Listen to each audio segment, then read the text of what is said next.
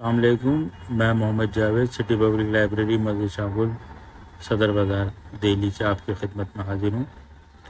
خواتین و حضرات، جیسے کہ آپ کو پچھلے ایپیسوڈ میں بتایا گیا تھا کہ جو کتاب ہماری لائبریری میں موجود ہے مجاہدین آزادی اور تحریک آزادی میں ان کی خدمات، تو اسی تعلق سے پہلے ہم نے دیباچہ بیان کیا تھا، اور اس ایپیسوڈ میں ہم شیخ الاسلام مولانا محمود الحسن صاحب کے بارے میں آپ کے سامنے ان کی خدمات اور ان کی علمی حالات کے بارے میں آپ کو بتائیں گے۔ شروع کرتے ہیں۔ بسم اللہ الرحمن الرحیم۔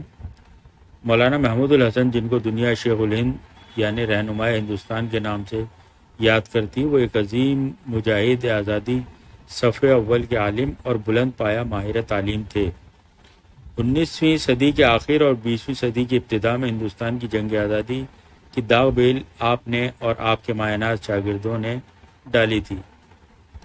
آپ کے انتقال کے تقریباً ایک صدی بعد بھی کسی کو بھی آپ کی قربانیوں پر کوئی شبہ نہیں ہے۔ ساری دنیا شیخ الاسلام کے ہندوستان کی جنگ آزادی میں عظیم الشان کردار کو نہ صرف قبول کرتی ہے بلکہ یہ بھی مانتی ہے کہ برطانوی راج کو ختم کرنے میں ان کا بے نظیر کردار تھا۔ شیخ الاسلام محمود الحسن رحمۃ اللہ کی پیدائش بریلی، یونائیٹڈ پروونس یعنی اتر پردیش میں 1851 میں ہوئی۔ آپ کو اپنے زمانے کا سر فہرست عالم تسلیم کیا جاتا ہے۔ ان کے والد مولانا ذوالفقار علی عربی اور فارسی کے اعلیٰ پائے کے مصنف اور استاد تھے، اور حکومت کے محکمہ تعلیم میں ایک اہم عہدے پر فائز تھے۔ شیخ الاسلام محمود الحسن کا نام تاریخ کے ساتھ کم عمری میں ہی جڑ گیا تھا۔ حضرت مولانا قاسم نانوتوی نے جب دارالعلوم کی بنیاد ڈالی تو محمود الحسن کو دارالعلوم کے پہلے شاگرد ہونے کا شرف حاصل ہوا۔ تاریخ کے اس عظیم ادارے کے پہلے طالب ہونے کی وجہ سے شیخ الاسلام کو دارالعلوم کے بہترین اساتذہ بشمول حضرت مولانا قاسم نانوتوی سے استفادے کا موقع ملا۔ مولانا محمود الحسن نے 1873 میں دارالعلوم دیوبند سے فراغت کی اور اگلے سال یعنی 1874 میں دارالعلوم میں آپ کا تقرر بحیثیت استاد ہو گیا۔ 1890 میں 16 سال کے بعد شیخ الہند کو دارالعلوم کا ناظم منتخب کیا گیا۔ مولانا محمود الحسن کے علمی شہرت جلد ہی پورے برصغیر میں پھیل گئی اور مسلمانوں کا ایک بڑا طبقہ نہ صرف ہندوستان اور افغانستان بلکہ اس سے آگے بڑھ کر حجاز اور ایران میں بھی آپ کا معتقد بن گیا۔ ہندوستان میں مسلمانوں اور برادران وطن کا برطانوی سامراج کے ہاتھوں استحصال دیکھ کر جلد ہی شیخ الہند کو اندازہ ہو گیا کہ مسلمانوں اور ہندوؤں کو مل کر سامراج کو ہندوستان سے کھدیڑنا ہوگا۔ جب خلافت عثمانیہ جنگ عظیم اول میں داخل ہوئی اور اس نے برطانوی سامراج سے لوہا لینا شروع کیا تو عالم اسلام بشمول مسلمانان ہند خلافت عثمانی کے مستقبل کی طرف سے مختلف تحفظات کا شکار تھے۔ اس وقت تک خلافت عثمانیہ کو عالم اسلام کا مذہبی رہنما تصور کیا جاتا تھا۔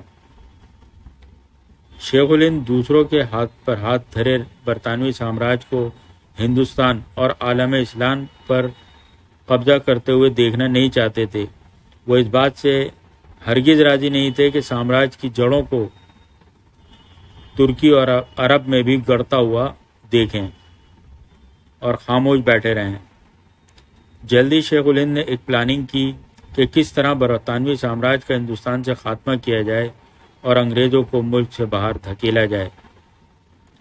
انہوں نے کوشش شروع کی کہ مجاہدین آزادی کو بہترین فوجی ٹریننگ دی جائے تاکہ وہ انگریزوں اور ان کے نمک خواروں کا بہترین انداز میں مقابلہ کر سکیں۔ جلدی ہزاروں والنٹیئرز آپ کے آواز پر لبیک کہتے ہوئے اسی طرح کی فوجی ٹریننگ حاصل کرنے لگے۔ ان لوگوں میں سر فہرست مولانا عبید اللہ سندھی اور مولانا محمد میاں منصور انصاری شامل تھے۔ شیخ الہند نے فیصلہ کیا کہ آزادی کی اس چنگاری کو مزید بڑھایا جائے، اس لیے انہوں نے مولانا سندھی کو کابل اور مولانا انصاری کو صوبہ سرحد کی جانب بھیجنے کا فیصلہ کیا تاکہ وہاں جنگ آزادی کے لیے لوگوں کی حمایت اور تعاون حاصل کیا جا سکے۔ ان کے مد نظر مزید رضاکاروں کو بھی جنگ آزادی میں شریک کرنے کا منصوبہ تھا۔ مولانا محمود الحسن بذات خود حجاز تشریف لے گئے تاکہ خلافت عثمانیہ سے اس سلسلے میں تعاون حاصل کر سکیں۔ انہوں نے بالآخر حجاز کے عثمانی گورنر غالب پاشا کے دستخط جنگ آزادی کے اعلانیہ پر حاصل کر لیے۔ مولانا محمود الحسن کا منصوبہ تھا کہ وہ بغداد سے بلوچستان ہوتے ہوئے واپس آ جائیں گے تاکہ جنگ شروع کریں، لیکن کسی طرح برطانوی خفیہ ایجنسیوں کو اس کی اطلاع مل گئی۔ اس پلان کا نام ریشمی رومال تحریک تھا۔ مولانا محمود الحسن کو مکے میں ہی گرفتار کر لیا گیا، جہاں سے ان کو مالٹا لے جا کر قید کر دیا گیا۔ وہ 3 سال تک مالٹا میں قید رہے اور 1920 میں رہا ہوئے۔ شیخ الہند نے آزادی کی کوشش میں اپنی جوانی ہی میں شروع کر دی تھی۔ سن 1870 میں انہوں نے ثمرۃ التربیتا کے نام سے ایک تنظیم بنائی۔ اس تنظیم کے مقاصد میں ہندوستان کی آزادی سر فہرست تھی۔ رضاکاروں کو بہترین ہتھیاروں کی تربیت دی گئی۔ تربیت دینے والوں میں دارالعلوم کے طلباء کے رشتہ دار جو فوجوں میں اہم مقام پر تھے شامل تھے، لیکن چند سالوں تک متحرک رہنے کے بعد یہ تنظیم سست روی کا شکار ہو گئی۔ 1909 میں اس تنظیم کو جمیعت الانصار کے نام سے دوبارہ زندہ کیا گیا۔ مولانا عبید اللہ سندھی کو جمیعت الانصار کا ذمہ دار بنایا گیا۔ جید عالم، مفکر اور مصنف مولانا سندھی نے کم عمری میں ہی اسلام قبول کر لیا تھا۔ شیخ الہند کی ہدایت پر انہوں نے دیوبند میں ایک فکری میٹنگ بلائی۔ اس میٹنگ میں بر صغیر سے کم و بیش 30,000 افراد نے شریک ہوئے۔ اس زبردست میٹنگ کو دستار بندی کی آڑ میں منعقد کیا گیا تھا۔ 1911 میں منعقدہ اس میٹنگ کے بعد 15 سے 17 اپریل 1911 کو دوسری میٹنگ مراد آباد میں بلائی گئی۔